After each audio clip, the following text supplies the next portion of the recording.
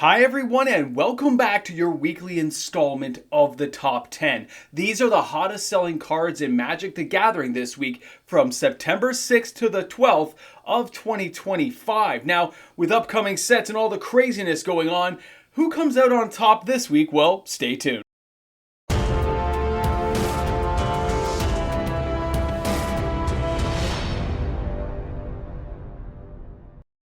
So we're back here again each and every week as always to find out what's the hottest card? Who's selling the most copies? Well, I'm MTG Moxman and that's the question we're here to solve today. A reminder, if you're shopping for any of these cards, you can use my TCG player affiliate link. It does help out the channel each and every day. So let's go in to our number 10 card from Edge of Eternities. It's the Starfield Vocalist. Now, Edge of Eternities has actually had a surprisingly strong run here on my top 10. They've done really well in the aftermarket sales in the secondary market, and this card is no different. Now, with the total sales being 2,103, and that's the number 10 card, of course, that's $3,500 of total sales action. Now, this is a far cry from the pre-release price, the pre-order price of like 20 bucks, and it's continued to fall ever since until we have an average price of $1.69, and that probably is settling in quite nicely, and it's always a reminder why you don't jump the gun and buy every pre-order. Now, the Vocalist does cost $4. It's a human bard that says if a permanent entering the battlefield causes a trigger ability of a permanent you control to trigger, well, it triggers an additional time, and this thing has the warp ability. Very nice, lots of playability with a card like this. It's going to find a lot of homes in Commander, but surprisingly, a lot of people are using this for Standard right now. It may have something to do with the upcoming bans. Now, let's go into our number 9 card this week, and we are talking about Tanuk, and that is the Memorial Ensign. This one's been on the number 2 spot, I think, a few weeks back. 2,189 sales is only $700 of sales action. It doesn't take a lot to make this card into the top 10, but it would take a lot to move the price, okay? This thing isn't uncommon. Its average price is only 32 cents. This is not some huge expensive card for players to get. If you buy it from a local store, you're probably paying 50 cents a card. But this card does have uses. It does have playability. When you look at this thing, it looks so generic at first, like, oh, okay, one red, one green, one other, but it's the landfall ability. Whenever a land you control enters, Tanuk deals 1 damage to an opponent. If this is the second time the ability to resolve this turn, it's draw an additional card. Now, think about that with landfall decks going on right now, and you'll understand suddenly why this card is becoming very hot again and why a lot of players are diving in. And that's because of landfall probably taking the top spot after the bans all come in. And that's what we're seeing this week. Guys, this is now loading zone, okay? We're jumping into number 8, but you're going to see a whole theme this week and a whole bunch of the sales we are going to talk about, so stick around at the end of the market video just so we can talk about what's actually happening in the market space. This thing had 2,352 sales. The card's average price is only $1.98. It's not an overly expensive card either, but you're going to notice, and I have too, that loading zone is starting to appear more often in standard matchups. A lot of players are utilizing the card, so it's always good to take a second look and see where this card is going. It is a 4 casting cost. The good news is it's only 1 green. If one or more counters will be put on a target creature, spacecraft, or planet you control, put twice that many counters. I want you to think about that with the station effect, but also with Green Stompy. Green Stompy right now in Standard has so many crazy ways to trigger a whole bunch of counters that's going to make this just that much more disgustingly powerful, and that's why you're seeing this card really hit in there. And don't forget the warp ability on this one as well. Very easy to get out. Now, when we're going into our next card at number 7, this is, of course, Guided by Light. This is Halia. Now, this one here we've seen before as well. This one comes in at number 7 with 2,489 sales or $10,926 of sales action, because this is a little more expensive of a card, which is why we're discussing it, because at $4.39, this one isn't a 50-cent card, and it still had exceptional sales this week. Now, it's nowhere, off the highs of like the pre-order, but none of these cards, if you've looked, you notice most pre-order pricing never holds strong, so I'm getting kind of tired of saying it. It's just not going to happen as much as we'd like it to. It's a 3 casting, cost 3/3, legendary creature, human soldier. When Halia or another creature you control or artifact you control enters, gain 1 life. At the beginning of your end step, draw a card if you've gained 3 or more life this turn, and of course it has the warp ability. With all these lifelinking creatures available, token control, and artifacts that give lifelink, this card gives a lot of playability to it, and not to mention it's a 3/3 for 3. That may seem kind of vanilla, but at the same time, the ability more than makes up for it. Now, our next card is the Cryogen Relic. This has been number 1 for like 3 weeks. It dipped after last week and it's still falling down, but it had 2,540 sales or $635 of total sales action. We're still seeing tremendous use with this card. It's mainly being played in standard right now. It's a great way in blue control to make sure that we're going to slow people down. The fact it gives you card draw as well as the secondary effect later on of putting a stun counter on a creature, that's a really big deal. The average price being around 25 cents means it's a very affordable card. It's being opened a ton, and when you look at the overall ability, and by the way, I love the artwork. It somehow reminds me of Tron, but I'm just saying, that's the way it looks to me. This one here is going to continue to be played until something better comes along. And if nothing better comes along, this one just fits the bill. It draws when it comes in, it draws when it leaves, and you get the stun counter. I can see why people are playing it. I myself am using it in a couple of the decks I've been deck testing out. It plays fairly well, if not as consistently as I would like, but that's okay. Let's go ahead and take a look at our next card, and now we're talking about the Weft Stalker Ardent. This has been here before as well. Average price is 51 cents, takes the number 5 spot with 2,800 sales. Pretty consistent sales on this one the last couple of weeks. It's only $1,425, but in a standard build, this thing is starting to really show up a lot more, and again, the sales are starting to show as well that players are utilizing the card or at least deck testing it out to see if it's going to be a viable, winnable, competitive deck.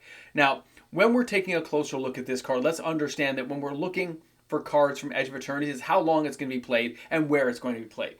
For 1 red and 2 other, we're looking at the Drix Artificer here with a 2/3. Whenever another creature or artifact you control enters, it deals 1 damage to each opponent. Now, of course, that means it can be played in something like Commander, yeah, but you're going to see this thing appear inside Standard because playing all kinds of cheap artifacts in a red-blue control or an aggro is pretty easy to do, and there's lots of low casting cost artifacts. I mean, this guy's going to ping things out. Low casting cost creatures, same thing. Now, our next card is the Frenzied Baloth. I'm surprised to see this guy kind of stomping back in there, but it takes the number 4 spot this week with 3,357 sales. That's $11,000 plus of total sales action, and for good reason. When we're looking at this card and you look at where things are going, having cards banned means you have to look for the next best competitive deck that can play. Green is a very viable option right now, and the amount of cards that are being used from Edge of Eternities is pretty significant, okay? There's a lot of good cards that just got revealed and used, and when we saw these things actually play in Standard, a lot of players said, you know what? These weren't just like okay leaks and pretty powerful cards on pre-order. They've continued to be that way and at a reasonable price. So the spell can't be countered, it has trample, it has haste, and of course creature spells you control can't be countered and damage can't be prevented. This is an amazingly powerful card. You can have 4 in your deck, and again, there's just so many cards that can go along with this that you can't ignore the playability factor. I actually expect this card to actually drift up a bit in price. Now our next card, coming in at number 3, is the Nova Hellkite. This one was a bit of a surprise. 4,125 sales is $13,000 plus of total sales action for the Hellkite. Now again, this is one of those situations where I believe players are starting to look for alternate win options.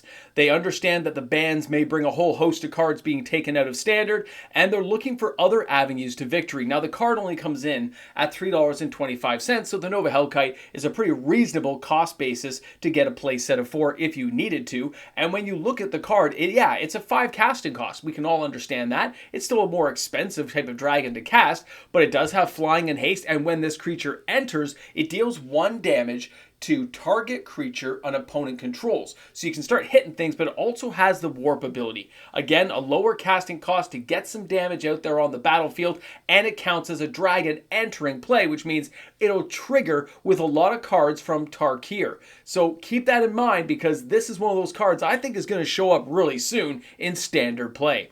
Now, for our next one here, it's Terra Symbiosis. This makes perfect sense because, again, like many of the other cards we've seen on today's list, this one at 4,500 sales or $24,000 of sales action, yeah, it makes a lot of sense that players are looking for ways to win. Of course, and this card is only $5.27. It's averaged out very nicely. It's a splash of green to get, so it can fit into other decks that may be using forms of token generation as well as counter generation. You see this card here at $5.27, and when you look at the capabilities of that card, you're going to see that, yeah, there's a reason why players are really diving in. The price has gone down, the playability has stayed high, and there's a lot you can do with this card for future, of course, deck construction ideas. So As 1 green, 2 other, whenever you put 1 or more +1/+1 counters on a creature you control, you may draw that many cards, do it only once a turn. So you also get to pick when you're going to do this crazy effect, and that makes a lot of sense. You're on a lot of card draw. This is what's going to do it for you in green, and green doesn't have a lot of options, which means if you're playing green, you're probably putting this card in for one reason or another. Another great reason to have the card, low casting cost. Keep that stuff in mind. People are buying this card. Now let's go over and take a look, because when we're looking at our next card, this is the Ice Till Explorer. Now, this one comes in at number 1 again this week. It just shot up the rankings this week from like the number 4 or 5 place all the way back up to number 1. 5,644 sales is $84,000 of total sales action. The surprising thing is most stores that are local don't have them in stock. You have to go looking on TCG Player, Card Kingdom, Card Market. You have to start going overseas. You have to look in other places, because the local stores, well, they've all been bought out because people are using them, which means when you're looking at your local store level, you'd be surprised to see how many people have these up on a wish list and they're trying to get the card. And the problem is, it's not just Commander play, right? This is used in Standard. This shows up. Players like being able to play additional lands and do extra damage. They're looking at all the things like Tanuk and saying, where can I combo this stuff all in? And they're looking at lands like Fabled Passage and the like that are going to give you a lot of options to get a lot of lands onto the battlefield very quickly. Crazy times call for crazy measures. The Ice Till Explorer is going to fill that gap. Now let's talk about what just happened in the market. This week's market, it definitely shows that Edge of Eternities is not over. But why is it not over? The week before, we had all kinds of cards. The Razor Fiend, you had the Patchwork Banner. We've had Lord of the Rings cards start to show up. Remember, we had Enter's Restoration a couple of weeks ago. We've had other cards, as well as still having things like Starting Town from Final Fantasy. So why are we having this dramatic turn of events in the market space where Edge of Eternities takes the forefront again and says, you all suck, I'm amazing, buy me? I still think most of this is going to be related to the upcoming ban. You're going to have scalpers and flippers taking their chances, buying dozens, if not 50 to 100 copies of a card, hoping that they only lose small, but they can win big. They want to hedge their bets against losses while still giving the potential upside of a massive win. That's what they do. And when you have a ban like this coming up where everyone doesn't really know what's going to happen, although we kind of do, people are still wondering. They're still left wondering, is it just those 2 cards, or is there other cards as well? And don't forget, you can go back and look at my video about how Wizards messed up in Standard, and it's a good little take of what happens when things don't go exactly right when you expand a format like this. So enjoy that video as well. But when we look at this particular time frame where you have Edge of Eternities all of a sudden coming back and wish lists really getting expanded for Edge of Eternities cards, and you can't find them locally, people aren't cracking packs as much right now. We have wallet fatigue setting in, let's not forget that. And of course, we also have to look forward to upcoming sets like Spiderman, Avatar, and the like. Some people will tell you that Spiderman not selling as well in some areas is why Edge of Eternity sales are starting to climb up. But because it's not boxes selling, and it's not like it's a massive all of a sudden, market flood of new cards, I think it's people just making decisions with their wallets. They're a little bit different than we would traditionally see at this time because of upcoming products. They decide to go back and look at an older set for cool cards that they can still build with or add to Commander decks. Because don't forget, Commander is such a powerful format that if 100,000 people on Commander decide they want these 5 cards, it changes the market. It's just the way it is. I want to thank you guys for stopping by the channel today. A reminder that tomorrow is the reserve list top 10. The hottest selling cards on the reserve list, and we had some very surprising numbers last week, so we have to look to see what's going to happen this week and see if the reserve list is getting a bit of a comeback. Tune in for that video tomorrow. It's going to be very exciting. Guys, thanks again. I look forward to seeing you guys each and every day. And thank you again for stopping by my channel and supporting by giving a thumbs up, leaving some comments in the comment section. And you know what? Maybe you can come hang out. We'll all have some nachos and cheese. See you soon. Hey, here's a moment where we get to thank all the amazing patrons on the channel. So just take a look at all these glorious names.